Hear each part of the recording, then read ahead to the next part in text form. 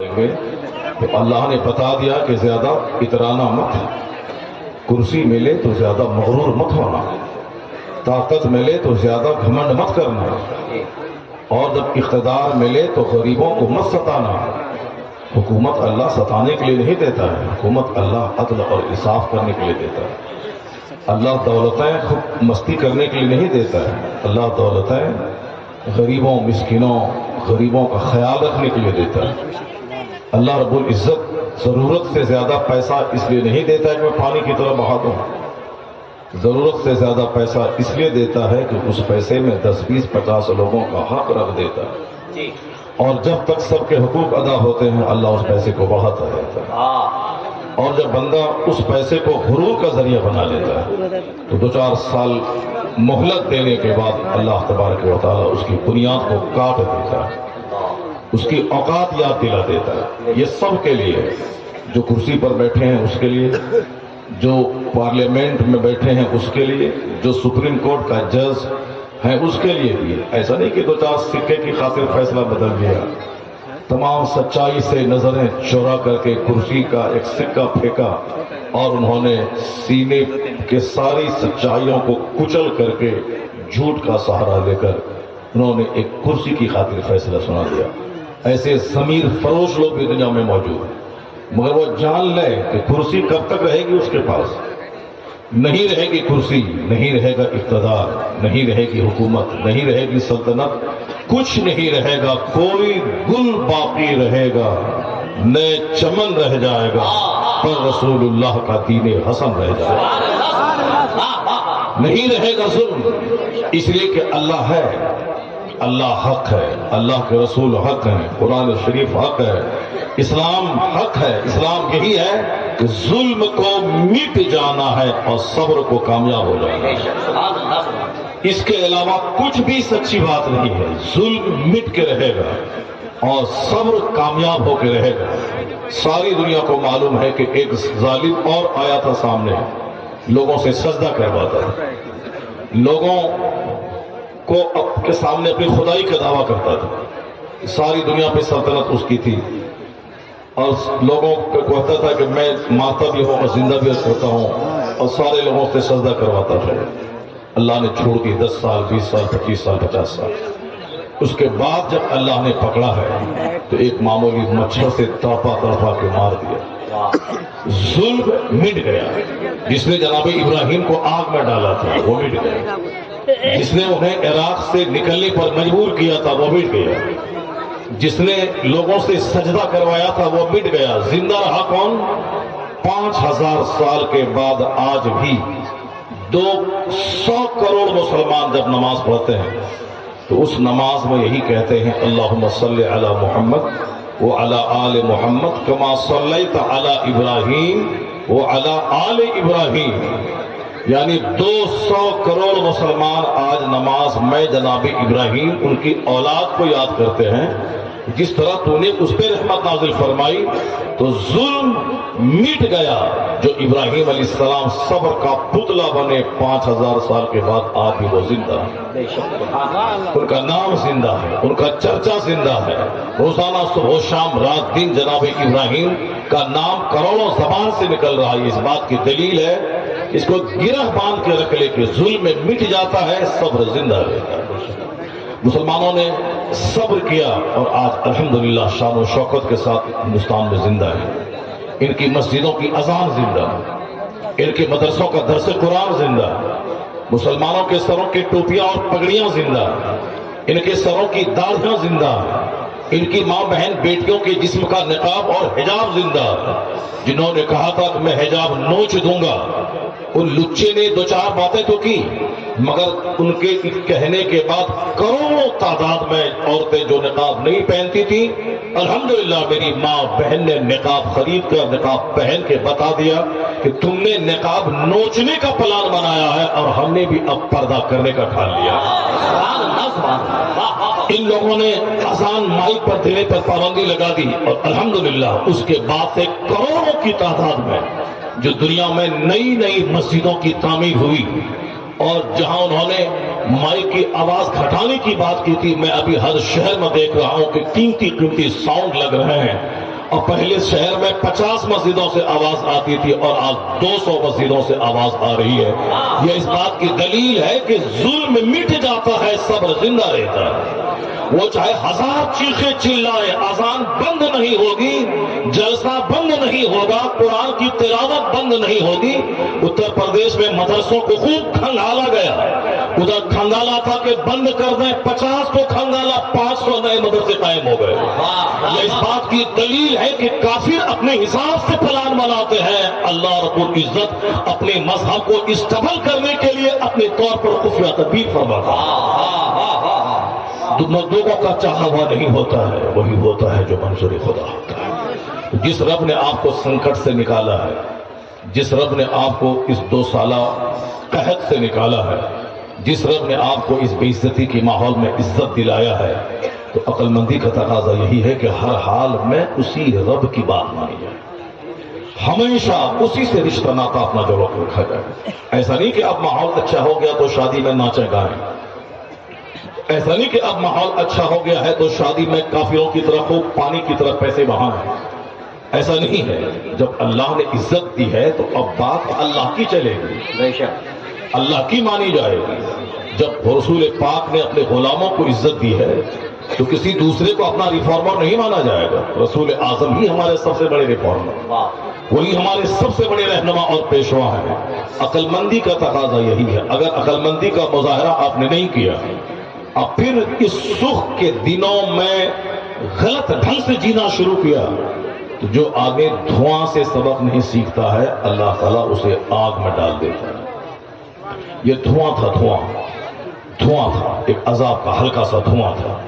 اگر آپ نے اس سے سبق حاصل نہیں کیا تو بس آگ میں جلنے کی تیاری کیجیے.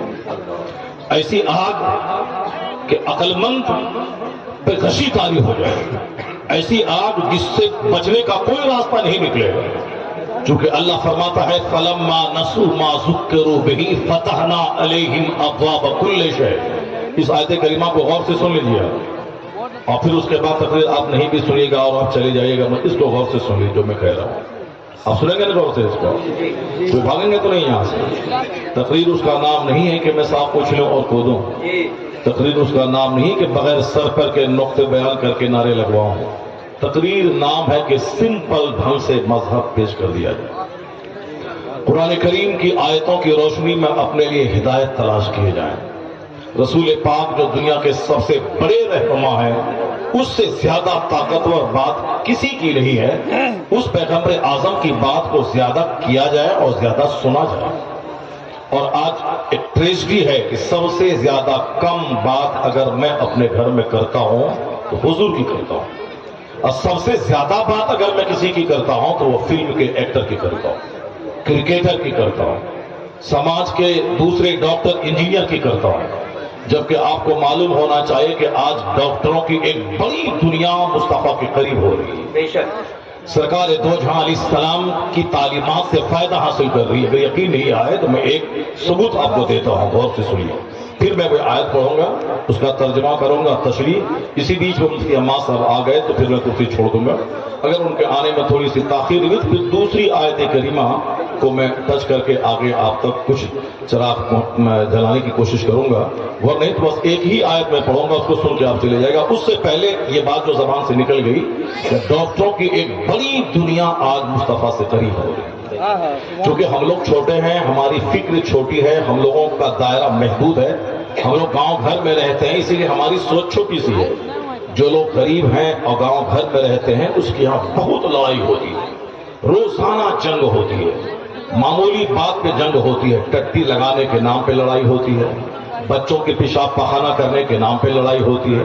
اگر دھان کٹ رہے ہیں اور ہمارے دروازے پہ 100 200 500 بوجھا دھان اگر ہے تو دوسرے کو نہیں پچتا ہے، وہ دھان راستے سے لانے والی گاڑی سے الجھ جاتا ہے. وہ دیکھنا گاڑی کا پہیہ میرے دروازے پر نہیں اترے، اگر اتر گیا تو پھر میں گاڑی کو روک دوں گا. یعنی کلیجے میں جو حسد کی آگ لگتی ہے، اس آگ کو بجھانے کے لیے آدمی اس طرح کی گندی باتیں کرتا ہے۔ لوگ تو اپنے دروازے پہ راستہ دیتے تھے کہ یہ زمین تو اللہ کی ہے، یہ تو ہمارے حصے میں تھوڑی چند دنوں کے لیے، اور حقیقت میں یہ زمین اللہ کی ہے اور تم اللہ کے بندے ہو۔ اگر میرے دروازے سے چل کے اگر تیرا فائدہ ہو جاتا ہے، دروازہ میرا تیرے لیے کھلا ہوا ہے۔ اگر میری وجہ سے تجھ کو فائدہ پہنچتا ہے، میرے مسکرانے سے، میرے ہاتھ اٹھانے سے، میرے سہارا دے دینے سے، اس سے بڑی میری خوش قسمتی کیا ہوگی کہ میں نے تجھ کو فائدہ پہنچایا۔ لیکن جہاں علم نہیں ہوتا ہے، جہاں پہ اچھی صحبت نہیں ہوتی ہے، وہاں یہی ہوتی ہے کہ تمہاری گاڑی کا پہیا سڑک سے نیچے نہیں اترے ورنہ میں راستہ روک دوں گا، ٹٹی 1 انچ میری طرف نہ بڑھے ورنہ میں جنگ و جدال کر دوں گا۔ بہت لڑائی ہوتی ہے بچوں میں، عورتوں میں، مردوں میں، روزانہ لڑائی، روزانہ کیس آتے ہیں کچہری اور ایس پی کے پاس تھانے میں، صرف غریبوں کے کیس آتے ہیں، اور بہت زیادہ دیہاتیوں کے کیس آتے ہیں۔ شہر والوں کے کیس کبھی کبھی آتے ہیں اور بڑے بڑے کیس آتے ہیں، ورنہ اکثر چھوٹے چھوٹے کیس غریبوں کے اور دیہاتیوں کے آتے ہیں، چونکہ غریبوں میں علم نہیں ہے، وہ لڑائی جھگڑا چاہتا ہے، وہ بغیر لڑے اس کو چین نہیں ملتا ہے، اور وہی غریب جس دن پیسہ والا ہو جائے اب لڑائی گھٹ جاتی ہے، وہی غریب جس دن تعلیم یافتہ ہو جائے لڑائی گھٹ جاتی ہے۔ میں نے اپنے سماج میں دیکھا، ہمارے 2-4 رشتہ دار تھے، بہت لڑتے تھے آج سے 35-40 سال پہلے، اب نہیں بلا وجہ کی لڑائی کرتے تھے، کوئی مطلب نہیں ہے لڑائی کو، کوئی کارن نہیں ہے، یعنی وہ اگر کچھ بولا میں نے جواب نہیں دیا تو اب بلا وجہ کی لڑائی بہت شریف بنتا ہے، بہت نیک بن رہا ہے، جواب نہیں دے رہا ہے، بڑا بن رہا ہے۔ تم گالی دے رہا ہے، میں جواب نہیں دے رہا ہوں، تو پھر تم کو کچھ خاموش ہو جانا چاہیے، نہیں وہ اور چڑھا کر کے مجھ کو بلوانا چاہتا ہے۔ بڑا شریف بن رہا ہے، بڑا نیک بن رہا ہے، بڑا کم سخن بن رہا ہے، بہت شریف سیویلائزڈ جینٹل بن رہے ہیں۔ ارے میں نے تو حدیث قرآن سے سیکھا، صدیق اکبر افضل البشر بعد الانبیاء، پیغمبر اعظم اللہ کے محبوب ذی وقار ہے، جو نائب پروردگار ہے۔ حضور کے ساتھ صدیق اکبر کھڑے اور ایک شخص صدیق اکبر کو گالی دینے لگا۔ آج مجھے اگر کوئی گالی دے دے، کہیں گے کہ مولانا جیسا کیا تھا ویسا بھر رہا ہے، مولانا صاحب ہیں گالی کرنے والا کام کیا تھا سن رہا ہے۔ بدتمیز کہیں گا، یہ دیکھ کے گالی بلا وجہ ان کو دی جا رہی ہے یا یہ گالی دینے کا کام کیا تھا؟ اگر گالی دینے کا کام کیا تھا تو ٹھیک ہے، اگر گالی دینے کا کام نہیں کیا تھا تو تم بغیر سر پیر کی بات کیوں بولتا ہے کہ گالی دینے والا کام کیا تھا کر لیا؟ امام حسین گئے تھے وہاں اسلام بچانے کے لیے، مگر کچھ لوگ یہ کہہ رہے تھے کہ ان کو بادشاہت کا شوق ہے، اس لیے خلیفہ وقت کے خلاف انہوں نے بغاوت کی، جیسا کیا تھا ویسا بھگت کیا، ویسا بھگتا۔ اس سے بہت سارے لوگ کہہ رہے تھے، آج بھی بہت سارے لوگ کہتے ہیں، یعنی میں کچھ حق بولوں اسلام کی حمایت میں بولوں، اگر مجھ کو جیل ہو جائے تو میرا ہی لچا قسم کا کچھ بھائی بولے گا، کیا ضرورت ہے سب بولنے کی، جیسا بولا ہے ویسا کر لیا ہے۔ 99% لوگ، آج سے 2 سال پہلے جب میری ایک تقریر وائرل ہوئی تو ہندوستان کے بڑے بڑے لوگوں نے سراہا، انہوں نے تعریف کی، کہا کہ میرا یہ حال ہے، اگر آپ کے خلاف کچھ ہوا تو میں پوری حال بیچ کر کے میں آپ کے خلاف لڑوں گا۔ میں گیا ناگپور علاقے میں، وہاں سینکڑوں نوجوانوں نے گھیر لیا، کہا کہ آپ تنہا نہیں ہیں، ہم تو آپ کے ساتھ ہیں، اگر کچھ ہوا تو پھر آپ اشارہ دیں، چاہے ڈی ایم کا آفس گھیراؤ کرنا پڑے، جہاں سڑکوں پہ نکلنا پڑے ہم نکلیں گے۔ یہ سب ساؤتھ کے لوگوں نے کہا، ناگپور کے، چنئی، بنگلور کے، اور ہمارے سیمانچل کا کوئی آدمی فون کر کے نہیں کہا کہ آپ اکیلا نہیں ہیں، ہم لوگ ساتھ میں ہیں۔ چاہے ساتھ دے نہ دے، کم سے کم منہ سے بولی تو بولنا چاہیے کہ آپ تنہا نہیں ہیں، ہم لوگ لاکھوں آپ کے ساتھ ہیں۔ آپ نے دیکھا ابھی 2-4-5 لوگوں نے پیسہ دیا کہ مولانا صاحب کو اس کے بدلے میں صحت اللہ تعالیٰ دے دے۔ بتائیے، میرا اپنا گاؤں کا کوئی آدمی آج تک یہ نہیں کیا، میرے گاؤں کا آدمی، اگرچہ بہت عزت ہے گاؤں میں الحمدللہ، چاہے باہر سے جتنے خطیب شعراء سب آ جائیں، گاؤں کے کچھ لوگ ہیں جب تک وہ میری نہیں سنیں گے، میں نہیں آؤں گا تو پھر اس کو چین نہیں ملے گا، یہ تو ہے۔ لیکن اس کے باوجود یہ بات کہ پیسہ دے کے حضرت کے لیے دعا کروانا صحت کے لیے، یہ تو پہلی بار میں نے دیکھا یہاں پہ، ماشاء اللہ، اللہ تعالیٰ سلامت رکھے ہی سلامتی کو۔ ہمارے توصیف بھائی ماشاءاللہ یہ 10 سال پہلے سے مجھ سے محبت کرتے ہیں، اور جب انہوں نے پیسہ دے کے دعا کروایا تب مجھ کو پتا چلا اس جلسے میں وہ آئے ہوئے ہیں، اور بہت سارے ہمارے دوست جنہوں نے دیا۔ یہ ہے غائبانہ محبت، جس نے مجھ کو کبھی دیکھا نہیں، میری گفتگو سنی، ان کو لگا کہ اس آدمی کو زندہ رہنا چاہیے، اس آدمی کی گفتگو ڈھیر لوگوں تک پہنچنا چاہیے، اور اس آدمی کو زیادہ جلدی سے مر کر کے ایک سلسلہ بند نہیں ہونا چاہیے، کیونکہ بہت سارے لوگ شرماتے تھے حق بولنے کے لیے، ڈرتے تھے۔ اور الحمدللہ اس فقیر نے حق بول کے بتا دیا کہ چاہے جیل میں جاؤ، چاہے پھانسی کے پھندے پہ لٹکو، حق بولو۔ عورت کے چکر میں اگر جیل گئے تب تو رسوائی کی بات ہے۔ جس طرح ایک آدمی کا پاؤں پھسل گیا، وہ بزرگوں کے خلاف بولتا تھا، امام اعظم کے خلاف بولتا تھا، امام حسین کے خلاف بولتا تھا، تو اب بزرگوں کے خلاف بولتا تھا، ایک لڑکی کے چکر میں بری طرح جیل چلا گیا۔ تو لڑکی کے چکر میں جیل جانا یہ عیب کی بات ہے، اور اگر کوئی حق بولتا رہا اور جیل چلا گیا یہ عزت و شرف کی بات ہے۔ اور اگر حق بولنے کی وجہ سے دو چار تماچا لگا تو پھر یاد رکھیں 80 سال کا نفل سجدہ اس بلندی پہ نہیں پہنچا پائے گا جس بلندی پہ حق بولنے کے بدلے میں دو چار تماچا پہنچا دے گا۔ اس لیے کہ حق بولنے کے بدلے میں لفاف ملا تو بدلہ مل گیا، حق بولنے کے بدلے میں گلاب کا ہار ملا تو دنیا میں بدلہ مل گیا، حق بولنے کے بدلے میں دو چار 10 کار آگے پیچھے رہی اور نعرہ لگا یہ تو بدلہ مل گیا۔ لیکن حق بولنے کے بدلے میں جب گالی دی گئی، حق بولنے کے بدلے میں جب تماچا کھایا، تو قیامت کے دن امام حسین کے سامنے یہ بندہ کہہ تو سکتا ہے کہ آپ نے اسلام بچانے کے لیے گردن کٹا دی، آپ حق بولے لوگوں نے گردن کاٹ دی، میں بھی حق بولا تھا دو چار تماچا کھایا ہوں۔